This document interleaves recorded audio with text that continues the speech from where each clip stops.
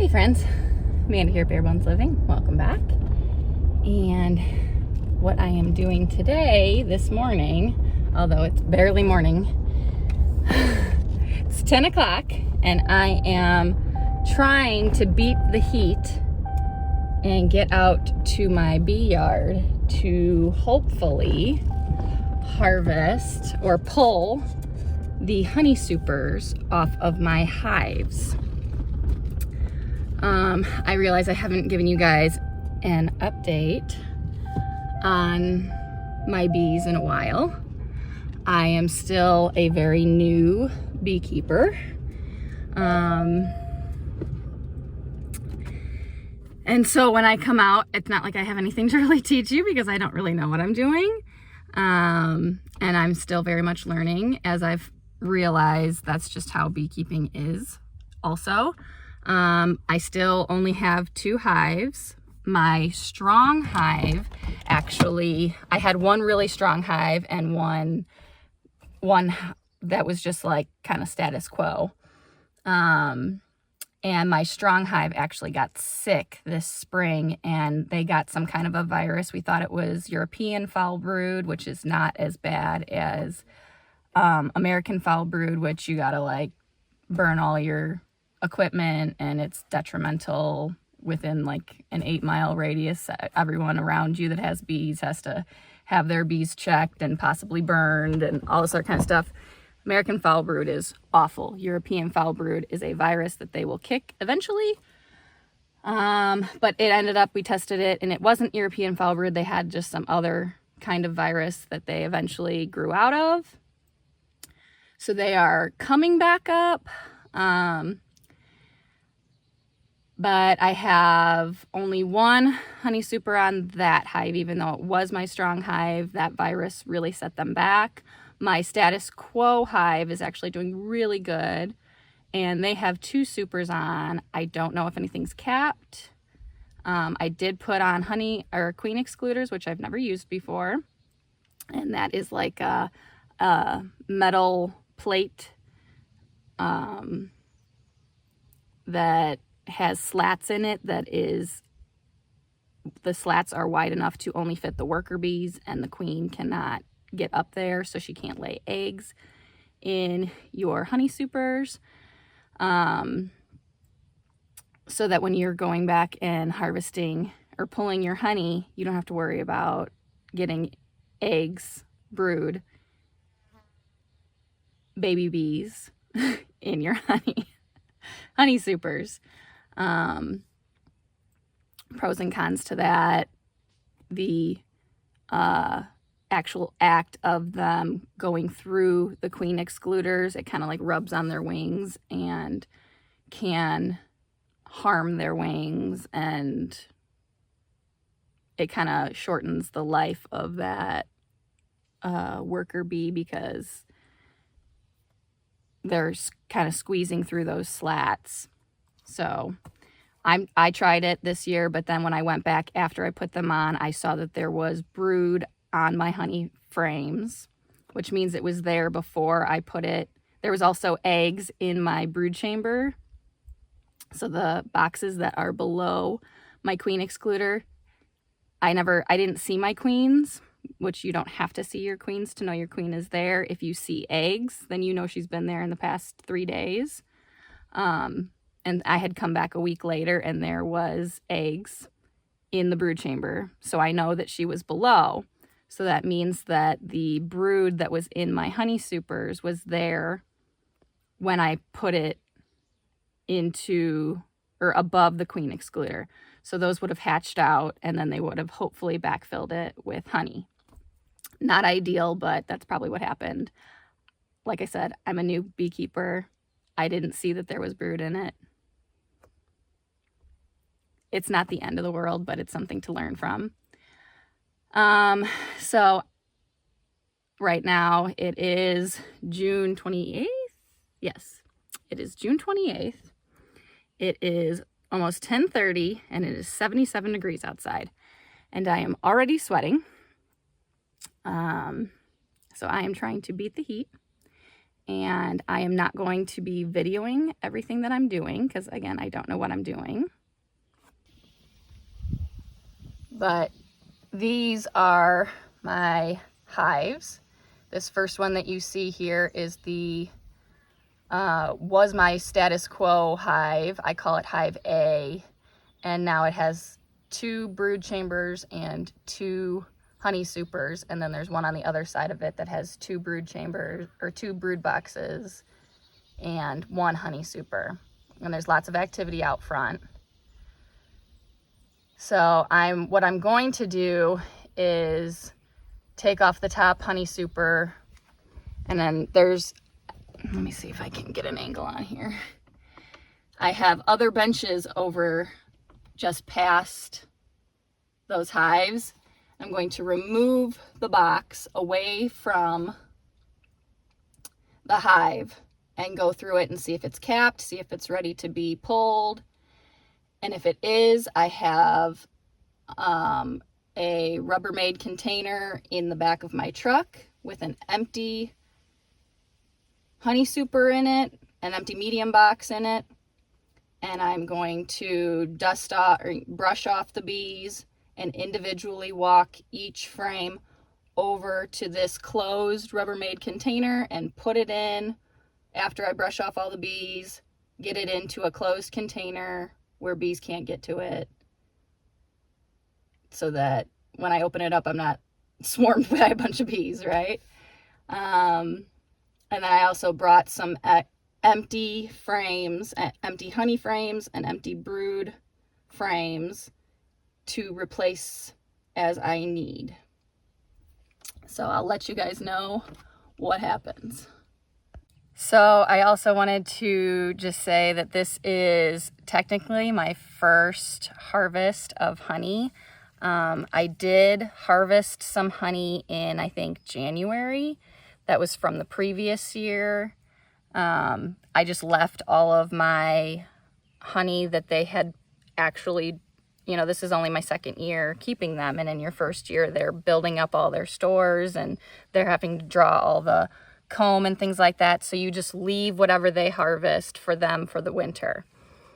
But as we were coming out of the winter in January or February, they still had gobs of honey. So I took 5 frames at that point. I wouldn't necessarily, like 5 individual frames, and I have 8 frame boxes. So 5 frames in the grand scheme of things between 2 hives wasn't exactly a whole lot that I was taking from them. So I am saying that this is my first honey harvest. So I've never done this before, but I am all garbed up. I have my hair pulled up because I don't want anything dangling on me, because if I feel something, then I know it's not supposed to be there, like a bee. It is possible, even with wearing, your protective gear, they can still get in there. I will have my gloves on. I'm wearing baggy clothes. For females, that's a big thing, because most of our clothing is skin tight and not meant for things like this. So I have baggy pants on because I don't want to be stung in the legs. I wear high rain boots and stuff like that. Protection is key. I also have just drank a bottle of water, and I have another one ready for me, because hydration is also very important. So this is what we're left with. And I don't know if you can see, but this metal that you're seeing here, this is the queen excluder. And the queen excluder is still on both of my hives. You can see the other one right there. And I still left, they only had this one honey super on, and I'm leaving it on. And I only took 1 honey super off of this one. And that is because they left the honey uncapped, which means they didn't put wax over it to dry it out. So it's not ready yet. What the bees have to do is dry it out so that it is what we consider shelf stable, and that will last. That's why honey never expires. So that honey is not necessarily ready yet. So I left 2 honey supers on, but I did get, I think, 5, yeah, I got 5 full honey frames, which I will show you. So here are the frames that I took out, and you can see that that is a full frame of capped honey. Some of it is thicker. I don't know if you can see that. See how this comes out further than this does. So bees are goofy sometimes. They don't do everything uniform.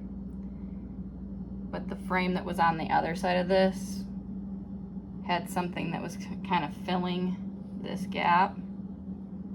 So they built around it. It's just a thing, but that is,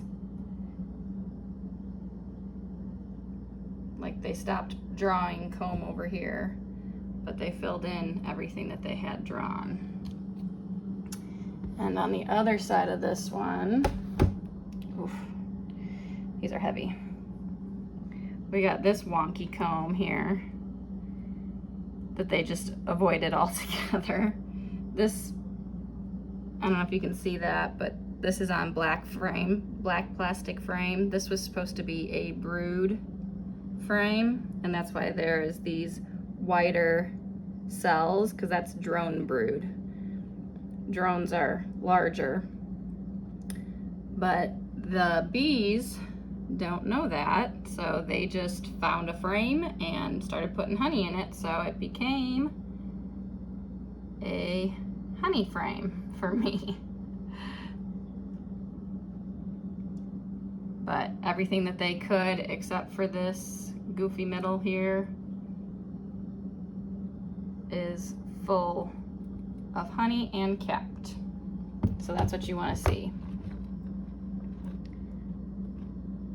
And then this one, they haven't even fully drawn the comb. That's not very deep. I don't know if you can see that. But on this side,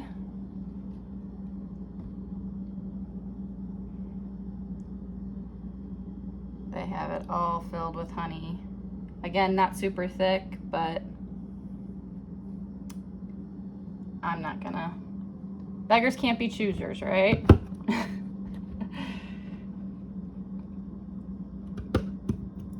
And then I have frames like this one, which I don't even know if I can pick this up. Eek. All right, now that I have 2 hands,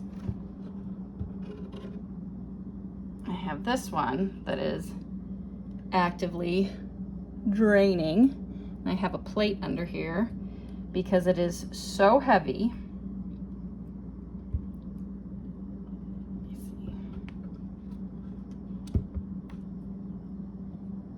Tilt you guys up a little bit here. There we go.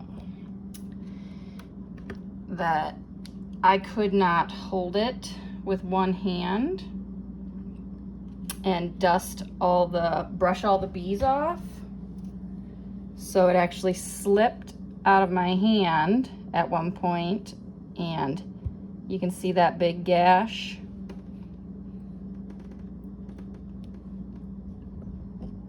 You can see that gash across it. That's where it hit the box, the corner of the box. So it broke open a lot of the cells, and the honey is leaking out. So I have a plate underneath to try to catch anything that drips out. But again, another lesson learned. Which, I mean,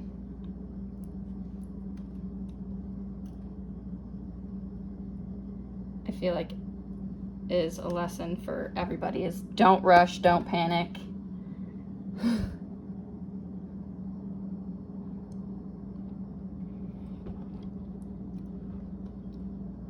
doesn't help, right?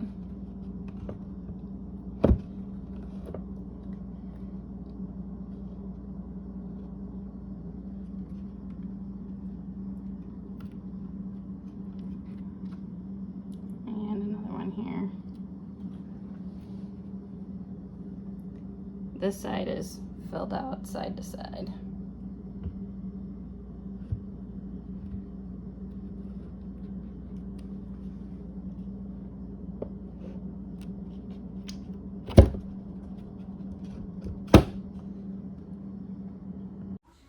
Thank you guys for stopping by today and joining in on our journey here at Bare Bones Living. We'll catch you on the next one.